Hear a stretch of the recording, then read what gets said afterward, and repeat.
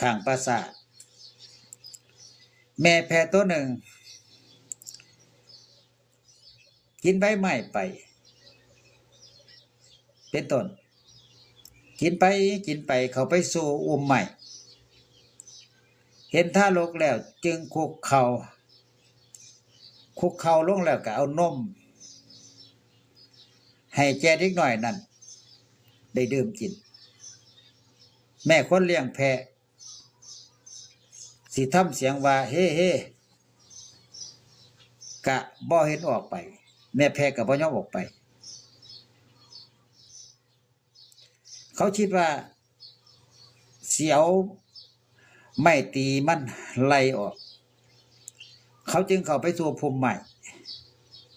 เห็นแม่แพะคุกเข่าให้ท่าลกหน่อยกินนมอยู่จังได้หวนกลับได้รับความรักในท่าลกคือบุตร